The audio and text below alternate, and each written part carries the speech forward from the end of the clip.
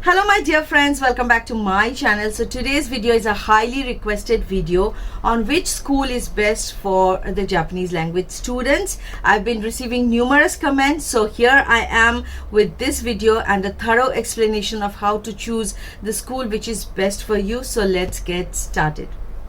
Number one, you have to decide which place you want to live for the next 2 years of your life. For example, if you are coming to Japan for a 2 year course, I'm taking the maximum duration, and if you decide that okay, I'm going to stay in the metropolitan city, or I am going to stay in the township, or I'm going to stay in the village, so each place has its own pros and cons. So you have to first decide where you want to stay.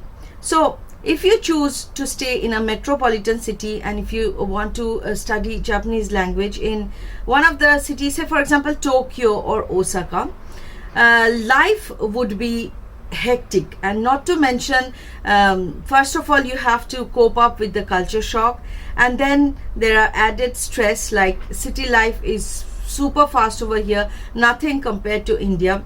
So if you have to go to work, part-time jobs and all that, and then you won't get the greenery that human body requires in order to be sane, you know. So yeah, you will life will be hectic in a metropolitan city, and you would hardly find time for yourself, for entertainment. If you are coming here as a student and from a middle class family, if you have enough money, I think you should choose Arc Academy Shibuya, because that's the best place to be. It's a commercial district of Tokyo, in the heart of Tokyo. So yeah, but if you're from a middle class family, like we are all middle class, so first we have to decide where we want to stay. And life in metropolitan cities are way hectic than you think it is. It looks rosy, but it is not. Trust me, there is like 1% entertainment compared to the 99% stress that you have to cope up with if you're coming in a metropolitan city, along with your studies, that is. And but the advantage of staying in a metropolitan city is jobs, part-time jobs are available. There are wide scope. You will have many options to choose from. You will have options like whether you want to go to the service industry like restaurants, or shopping malls, or factories are more available in townships, and I'm talking about the part-time jobs. Factory jobs are more available in the townships or in the villages. Okay, so first these are the advantages and disadvantages of the city life. For townships, it's the best, because in townships you will have your neighbors coming and asking you which country you're from, and then offering you help. I mean the Japanese neighbors, and they meet and greet you sometimes. And you also get the schools in the townships are a little bit different from the schools in the metropolitan cities, in the sense the curriculum is the same for every school, but the curriculum, the implementation of the curriculum is a little bit easier and healthier in the townships than in the cities. Cities is like straight away they will get into the matter, but in the townships they will talk about culture, they will take you on different trips, they will talk about the Japanese society and all these things, like it will come along with that. So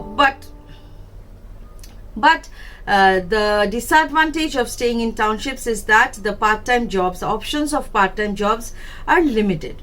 Okay, it's not like the cities. So the service industry jobs are limited. That's the only disadvantage. But it's not that if you come to a township you will not find a part-time job, because your first part-time job, it will be provided to you from your school itself, your language school itself. Okay, now talking about villages, if you come to a village, I think studying in a Japanese language school in a remote area or in a village has got numerous advantages compared to the disadvantages.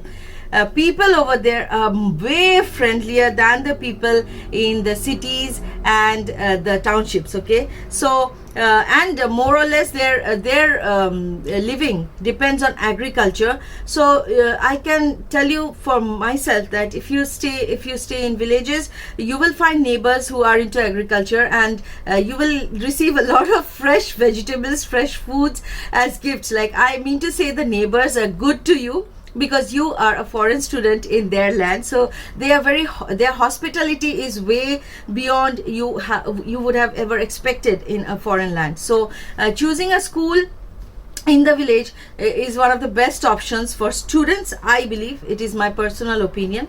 And talking about part-time jobs in villages, jobs are available everywhere in Japan. Okay, maybe it's a little bit limited, but it's still available. And if there is a Japanese language school in a village, they will ensure that you get a part-time job in the village itself. So you don't have to worry a lot about your part-time job, because your school ensures that. I mean, most of the schools help their students getting the part-time job, so that's not a problem at all. Okay, so but staying in a village has another advantage, that is your emotional health.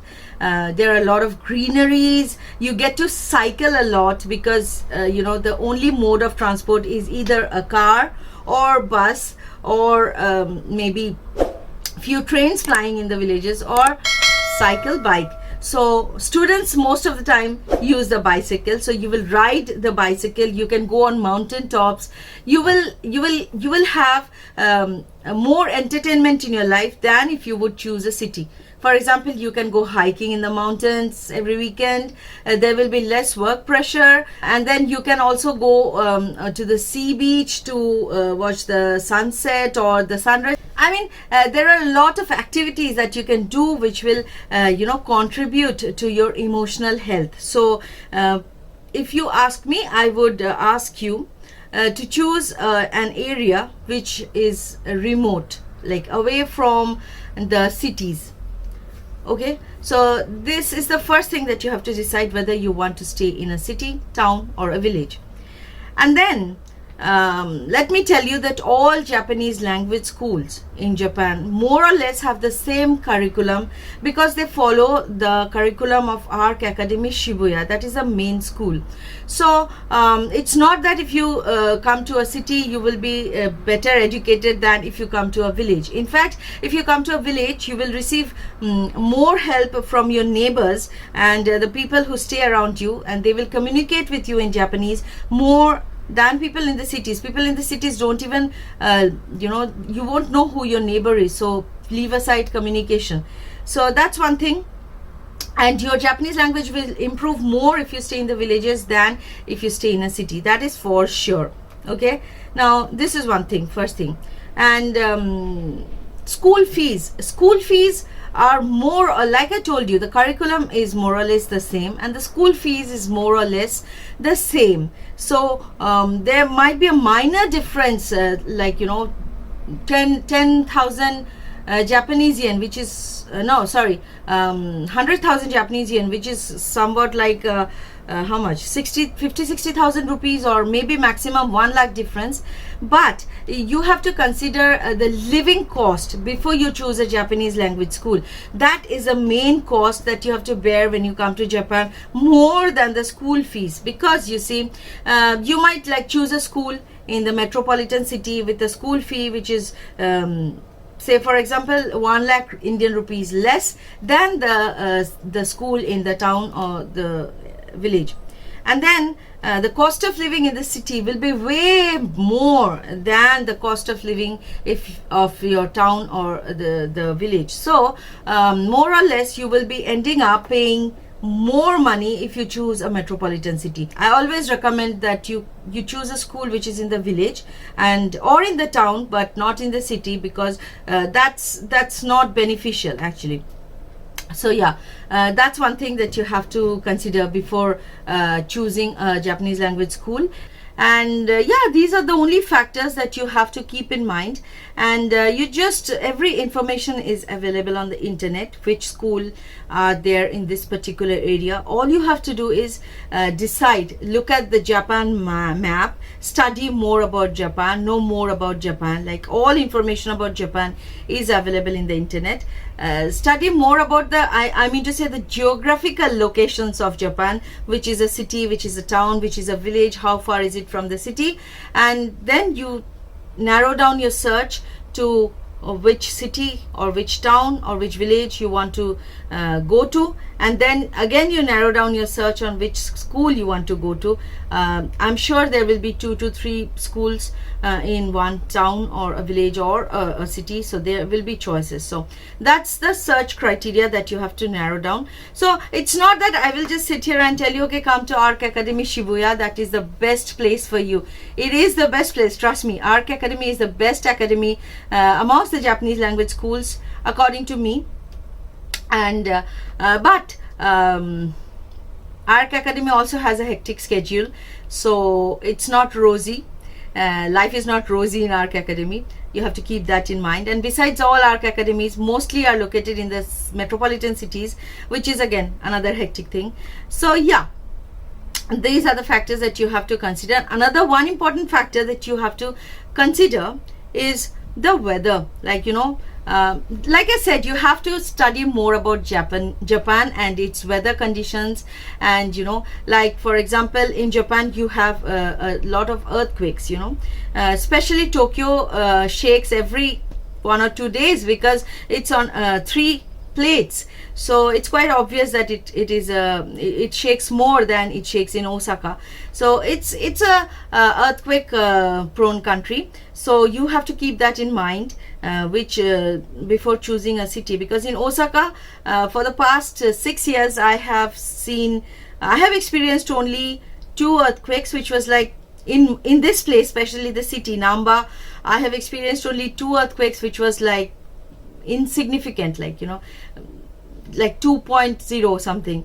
So it was not a big deal. But there are places like Wakayama, or there are places which are prone to earthquakes. So first you search the geographic location of Japan and study more about it, like what are the cities and all that, how many earthquakes have happened, the big ones, and which were the areas where the earthquakes happen. Then you will get an idea of where the plates are. And the typhoons, there are a lot of typhoons in Japan because it's an island in the middle of the sea.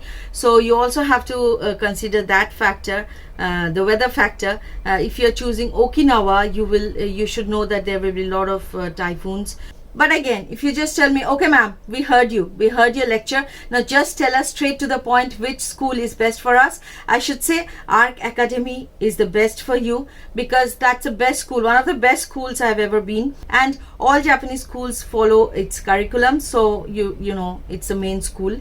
And you will get a lot of opportunities to interact with multinational students, and a lot of other extracurriculum activities as well. And they have speech contests and a lot of contests and all that. They have scholarship programs. So yeah, if you just tell me, okay, I heard you, just tell me the name of the school, I should say ARC Academy. It could be Shibuya, it could be Osaka, there are a lot of places, but ARC Academy is again always located in the heart of the city. So keep that in mind, that your cost of living will be high.